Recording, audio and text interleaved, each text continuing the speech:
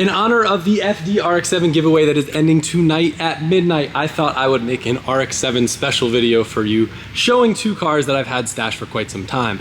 As a reminder, this ends tonight at midnight California time, and every $5 you spend on LZMFG or Drift HQ is going to get you entered for a chance to win. We got awesome stuff. It's going to be selling out fast. The last day is always our busiest day. Go find something cool, pick it up, and let's talk FCs. I've definitely made it known in videos that I wanted a red Turbo 2 FC RX7, and well, what's better than one red Turbo 2 RX7? Two red Turbo 2 RX7s. Technically, would this make it Turbo 4? Sorry about my voice, by the way. It's been a little bit rough. We've been traveling all over the place. I haven't been sleeping much, and I'm starting to lose my voice from the lack of sleep. Anyway, I want to show you both these cars and kind of tell you the story behind them, and I need your help deciding which one is going to be the forever car. If you don't know me, I'm a little ridiculous, and I tend to buy a lot of cars to find the right one. The reason why I do that is because I know I'm probably going to own one of these cars until the day that I die. I'm going to build it, put a lot of time and money into it, and I want to start with the most perfect car I possibly can.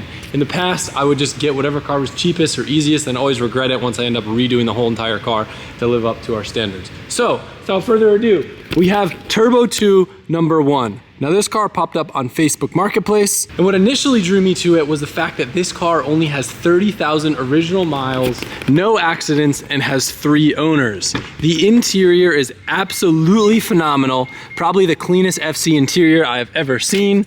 Stop with the annoying beep. The dash is immaculate. Everything in this car is the best it could possibly be. However, when you look at the outside of the car, it doesn't look like it has 30,000 miles. My theory, looking around this car, seeing lots of little dents and nicks that have been touched up, it probably sat in someone's garage for a long amount of time, and maybe they had kids that crashed into it with bicycles. I know I've definitely been that kid before, because the body definitely shows some age, but the interior looks brand new. These louvers are super rare, so that's a cool plus. They do have a little crack in them, but I promised when I take them off, they'd go to Colette. Little bits of, you know, chips, nicks, and stuff that's touched up, probably not in the most ideal way. And you can tell that something's been resprayed here, whether it was the door, the pillar. But the coolest thing about this car, other than the interior, is what's under the hood. And normally you'd expect it to be engine swapped or have something all crazy modified. This thing is as stock as a rock. It's even got a battery cover. For a car sold in 1987 to have an engine bay that looks like this is absolutely unreal. The aluminum isn't even that tarnished. It's got all the bits there. Nothing's been deleted. Nothing's been messed with. And kind of a cool fact about this car, it doesn't have power steering, which I didn't even know was a thing. I guess it was pretty rare on Turbo 2s and most of them have power steering. Personally, I don't really care that much. My dilemma with this car is that no matter what, even though it's got low mileage and underneath the hood is perfect, for it to be up to my level, this car absolutely needs some body work and a full respray. So with that being said, I had this car sitting for, say, I don't know, maybe 2 or 3 months, and then another one popped up. I should say this other one has been on my radar for a while, but the guy was asking like twice as much as I thought it was worth. Fast forward, he wound up lowering the price, so I went to check it out with Colette. Ready? Mm-hmm. Your neck okay? Yeah. You ready? Yeah. All right, baby. Here we go. Okay, okay. Whee! Empower! Sounds so good. All right, where are we going, Colette? Tell them where we're going. We are going to get more rotary cars. We're not going to say what it is. Wait, we're not. What's the whole point of this entire video? I've been on the hunt for one of these for a while. In fact, I already own one, and I don't know if I've revealed the fact that I own one or not in this video. But another one popped up, and I'm not super sold on this one just yet. So I wanted to go check this one out. They lowered their price by 15 grand, so either they're desperate for money or the car's blown up. And we're going to find out today. Now before I go into car number 2, a little brief story time. This was probably the most unideal car buying scenario ever, but luckily knowing Vargas, I had some confidence. I went there, I saw a 400 horsepower dyno sheet, it looked jagged, so I was like not expecting much out of the car, but it had good parts, so I was like whatever, it's cool. Car checks out, paint's pretty good, everything looks good under the engine base. I'm like, screw it, let's go for a drive, let me just make sure it like sounds healthy. We go for a drive, and I kid you not, this is the slowest car I've probably ever driven. He let me drive, and I felt like such a jerk when I told him, I was like, yo, I'm sorry, dude, but whoever told you this thing has 400 horsepower, it has like 150 if you're lucky. I've got a pretty big I've got a pretty good butt dyno because I've been in so many different cars. He didn't believe me, and he was saying that, you know, it just, maybe he never steps on it and it's just always been like this. But I was like, yo, I'm gonna pull over, I'm gonna look because something's really wrong. Sure enough, there's a coupler on top where the top mount intercooler is. It's split in half. So I'm like, listen, man, if I was a jerk, I would have just told you the motor was hurt, but let's fix it. You got a coupler. So I fix it, take it out for another drive. It actually makes boost now, but the problem is it makes way too much boost. It wanted to go to the moon. Luckily, the fueling was super rich, and I was able to let out because I saw that it was going over like 20 pounds on pump gas. And I was like, your wastegate lines are probably split. So took it back, verified wastegate lines are split. And in this scenario, I probably should not have bought the car. Knowing that it had that major issue with it, who knows how many times it had done a pull with wastegate line split. I felt better that the dude didn't even know that it felt down on power.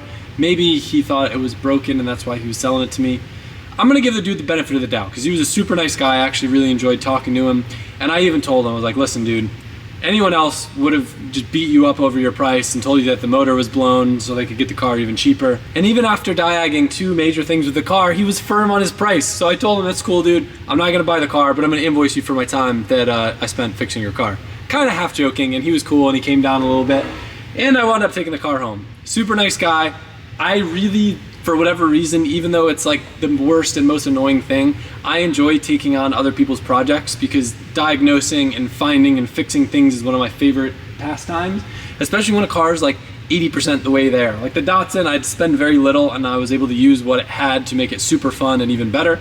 And hopefully this car is like that. So let me show you what we're working with. Now, unlike this car that has 30,000 miles and 3 owners, this car has 80,000 miles and like 7 or 8 owners. So a little bit nervous knowing that this car spent some time in Connecticut, that it might have some rust. And I probably should mention, this car is pretty much flawless underneath. A tiny bit of surface rust in the front of the frame rail. Pinch welds are a little bit so-so, like no rust, but you could tell that someone jacked up on it before.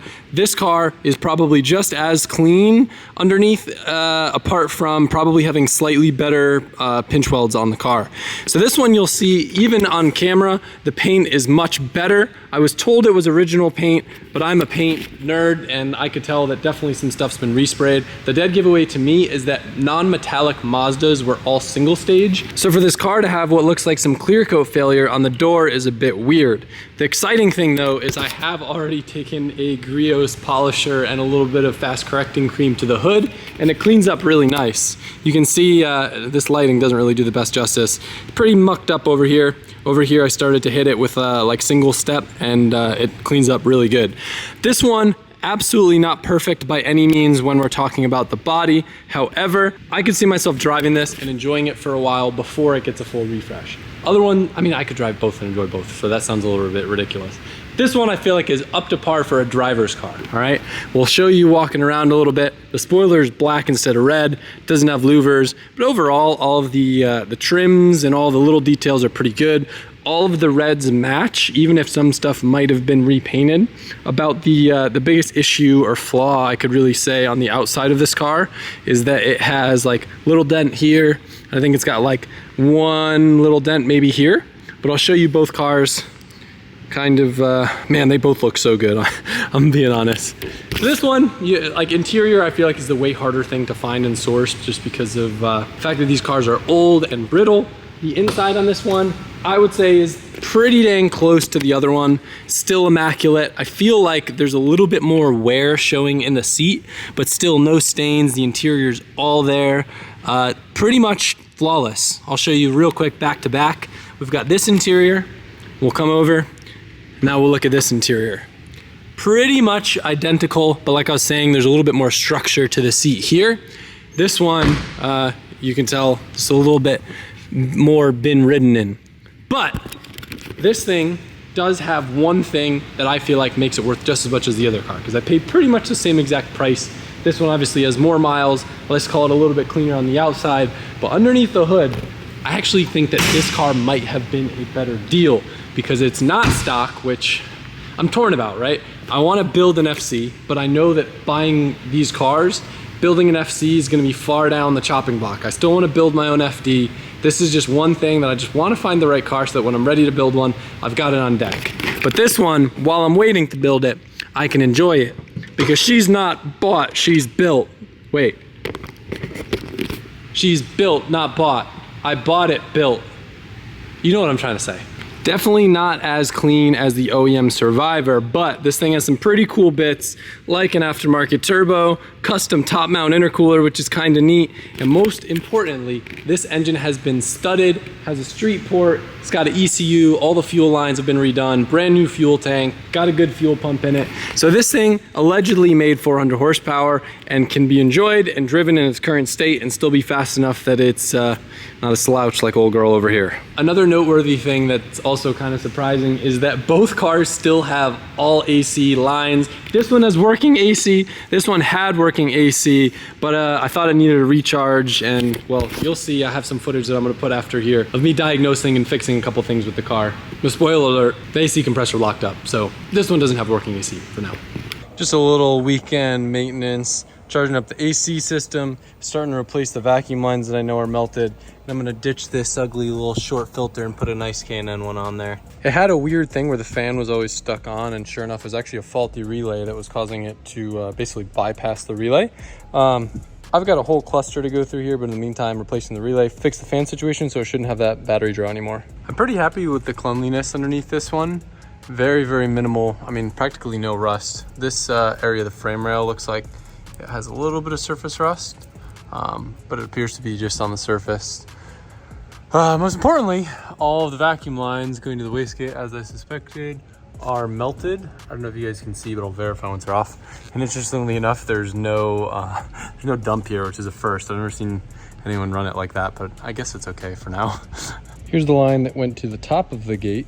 Got a nice little hole right there. I always check the wheels for play. And sure enough, this one, it's gonna be hard to show you, but it has a loose wheel bearing, so I'll snug that up. And this is the line going to the side of the gate. Interestingly enough, these fittings you might see drag racers use, and they hold a ridiculous amount of boost, but the line that's used with the push lock fittings is very, very fragile when it comes to heat.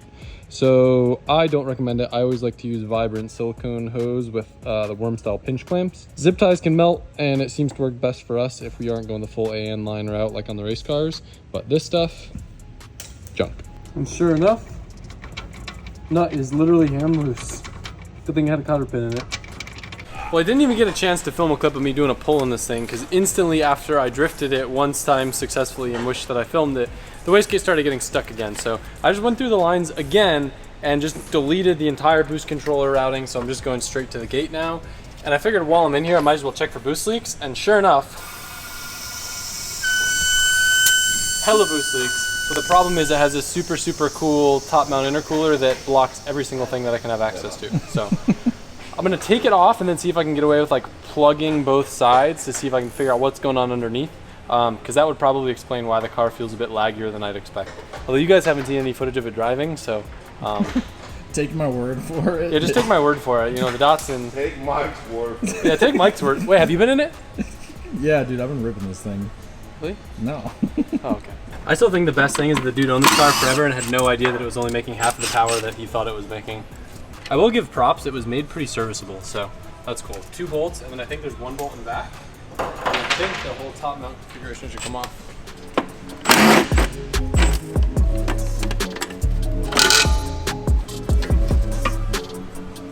The condition of this coupler up here is so deteriorated that I was like, I wouldn't be surprised if these ones were hella split, but they actually don't look too bad. So what I'll do now is I'll grab the good old-fashioned smoke tester, pop her on, and start sniffing around, seeing what we can find. Luckily, I've just been doing quite a bit of intake manifold stuff on the Datsun, so I'm kind of familiar with all the little vacuum ports and stuff.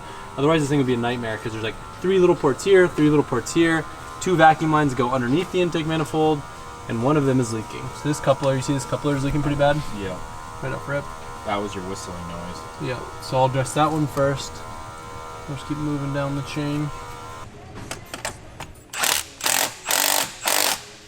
I got it was loose. Huh. Is it something else? It kind of looks like it. Oh, it's burning my eyes. I think I see what. Thanks, man. Yeah, it does stink. Every time. Every time. It's don't crazy, get, bro. Don't Every get me time it smells the same. You notice every time it smells the same. Adam knows I Go hate off. that. Go off. You come right next to me and Hey, do you have any other smoke devices, Sean, that I can use on this car? This isn't that what you we're might prefer to smell it more? I got strawberry. And it's no fun. You started it. I ended it. Oh, I see it. Yeah, I do, but I don't know how to fix Oh it. damn, once the intercooler's on the top, they start looking the same. There's like a hole in Hey, it. this is Adam's spec, just so you guys know. Yeah, I did put that there. It was vibrating. You. Yeah, so there's like a IAC or something on the side, Oh. and it just Yeah. that's like bad. I don't know how to fix that though without pulling the whole throttle body off and rat myself. I'm like kind of tempted to just pull it all out since I know how to do it. Yeah. So then I can just address everything out of the car. But doing this, but it's so cluttered, I think I'm better off to just pull the whole intake manifold off. Might as well vapor on it while I'm in there and do a full engine refresh. You know? Yeah, might as well. Oh, the oil pump thing. That's new to me. The rod here. I've never experienced one of these before. It actually works on this car. So, what appeared to be leaking was this thing in here. There's like a gasket that's split. I'm assuming this is some sort of IAC thing. It'll probably replace all these vacuum lines while I'm in here. All these caps are probably split. Yeah. This one's definitely split. It's just bulging. It's just way easier to access everything with it out of the car. So this thing is common in a lot of like 90s cars. Basically coolant runs to it. Then it has a system of vacuum lines and like a little, almost like a wastegate actuator down here that will raise the idle up when the car is cold. Seeing as it doesn't have a coolant line going to it, it's not really doing anything. So it'd be nice to delete it, but I don't have a delete plate, so I'm gonna take them all off, inspect the gasket. It's probably kind of messed up, and then just reseal it. But while I'm in here, I can change all these stupid little vacuum caps, make sure these are all good to go. And then this looks like it's gonna need probably fresh seal. Looks like it's just some silicone on there right now. I bet the Datsun just has this like deleted with some sort of delete plate or something. Yeah. So I just need to find a way to seal this up. Oh, how things escalate. Now I will vapor hone. I don't really understand what both holes do. I think this one doesn't do anything, but just to play it safe, I'm gonna fill both with silicone because I don't really feel confident with the mating surface of this. So I'm just gonna give it as much possible stuff to bear onto as it can. I guess I could technically suck in the silicone, but we don't care. The motor will take it.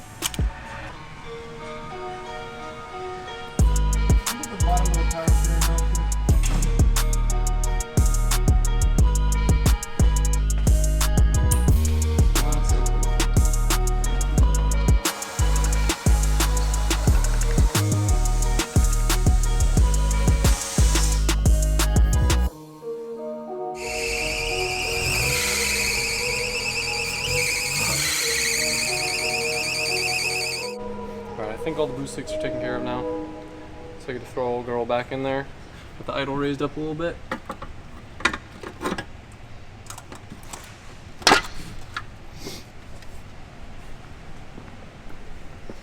Decided to finally hopefully make some clean pulls with this thing.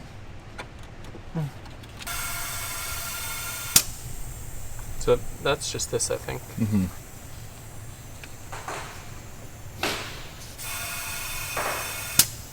I smoke tested both sides of the system, and those are good now. I think I'm pretty happy with it. Yeah. It's light years better.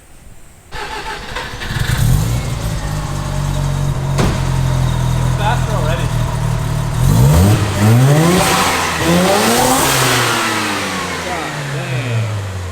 Maybe I should do that outside.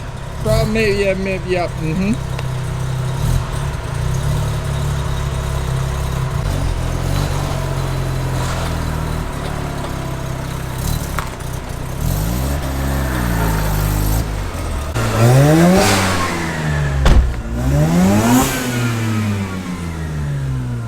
Alright, so the key is making sure that the air fuels are 11 or under and the boost doesn't go over 14 pounds. If all that works, we're safe. If either one of those is wrong, rotary's mad. So if I hear the wastegate open, we're good. If the wastegate doesn't open, that means it's just trying to make 30 pounds, because that's what kept happening to me before. Okay. Alright, let's see. Will the wastegate open? Yep, 15 pounds. Air fuel's like mid-9s. Not ideal, but we'll take it. Hey, the wastegate's working. So. The wastegate's working. It felt a little bit more responsive than before. I want to go drift it. Alright, let's do a little pulley. Alright. It's not bad, right? No. She broke up a little bit in the second gear. Let me do another pull to see what's going on. Really gotta stick this on the dyno. Yeah, so it wants to make too much boost in the higher gears, which tells me I need to change the wastegate spring. Because the wastegate's it's working now, but in the higher gears it wants to make like 22 pounds, which not safe on pump casts. So I'll take a wastegate spring out. I just don't know how. I guess this car always had boost leaks, so they probably oversprung it to compensate for the boost leaks. Now the boost leaks are fixed, I need to change the gate. First gear sounds cool. It does.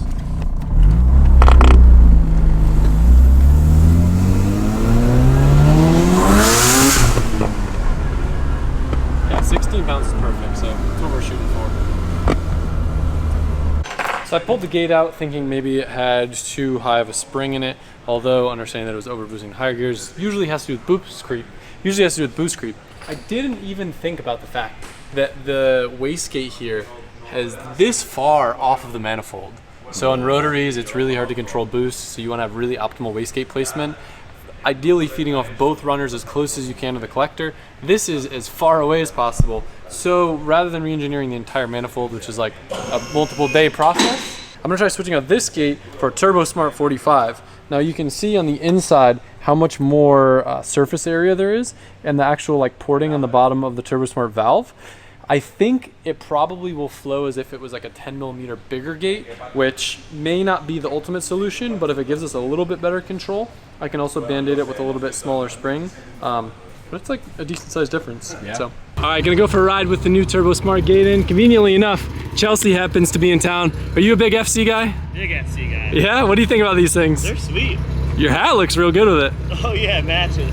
I'm off brand right now. I know. Look at your AC cap in here. Hey dude, I know you've been in some fast cars, but Dude, you're it's gonna got wanna watch out for OEM this. deck too. Dude, You know they sell Bluetooth conversions for these now. that'd be pretty cool. Chelsea knows a lot about everything. I just research everything. That is true. It's cool. You're a great wealth of knowledge. So Chelsea's also really smart when it comes to tunes, and I'm letting you know this thing is a little rich right now. I'd rather be rich than lean. I can smell it at idle. Yeah, she's a rich girl. First gear's money.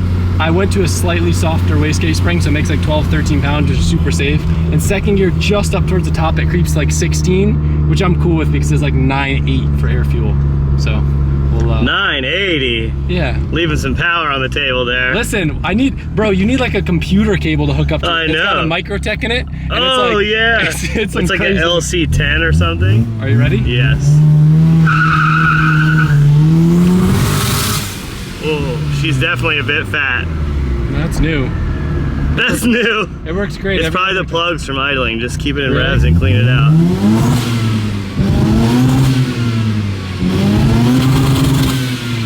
Well, I was gonna say, do some decels. That's what'll clean it Okay. out. That's a new thing for me. Well, you idled it for like 10 minutes while you were getting fuel and all that. Man, that sucks. I was all excited. Damn, Well, he was talking shit about the tune, so I was like, they'll foul that easy? yeah. So just decel and that'll clean them? Yeah, so like get up to speed and then give it like a rev and decel. Like just free rev it? No, just so decel off with the in gear. Yeah, just like that. Or go to first and do it again. There you go. Because it just blows a bunch of air through the motor. There Damn. you go, dude. Cool. Oh my god! Oh, that's really useful. Remember when I said that you know a lot of useful things? Yeah, I don't put new plugs in anything ever. All right, you ready? Alright. Still a little bit. Oh, that's gonna make me big sad. You need a spark plug cleaner. Invest. Damn. Sure enough, Chelsea was right, and these plugs are toast. All All right, new plugs. It was still breaking up, so I leaned it out a little bit with a fuel pressure regulator since I can't plug in the ECU. She's good now, so I'm gonna let you hear what it sounds like at 16 pounds of boost. Right, Booth? Yep. 16 pounds of boost. Woohoo! It's not that fast, but it's fast enough.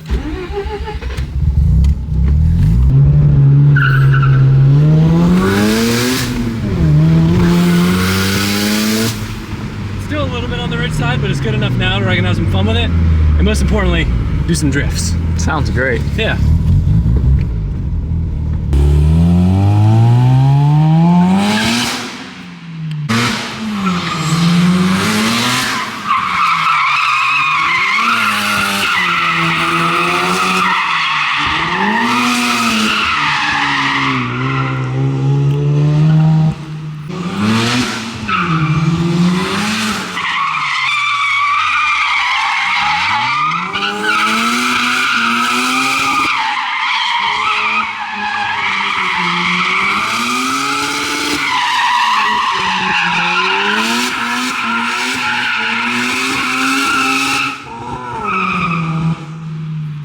Still running a bit rich, breaking up a tiny bit, so I'm gonna probably call it a quits until I can actually get the special cables so I can plug this thing in. Actually, I think I'm gonna put a different ECU in it, and then I'm gonna retune it, and then we'll see what it can really do. Because it's definitely not all the 400 horsepower, but it's way better than it was when I got it.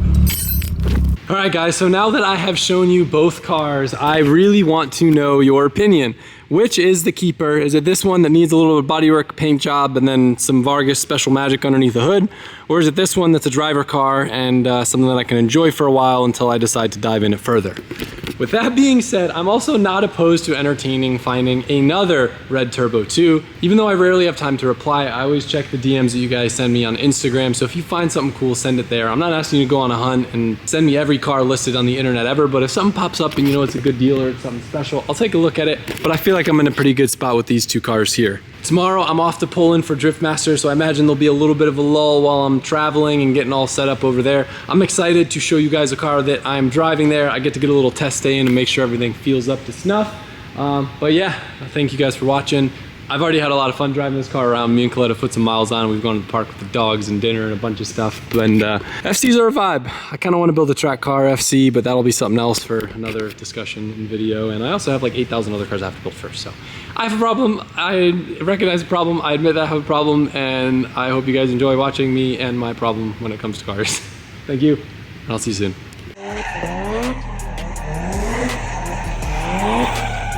Guess what time it is, baby? It's time for you to get entered for a chance to win this FC RX7 and $15,000 cash because it ends tonight at midnight. Head over to LZMFG or Drift HQ, pick up something sweet and get entered for a chance to win. Every $5 you spend is an entry. We've got coilovers, heat wave sunglasses, amazing merch, and it all ends tonight. So what are you waiting for? It's your last chance. This could be you.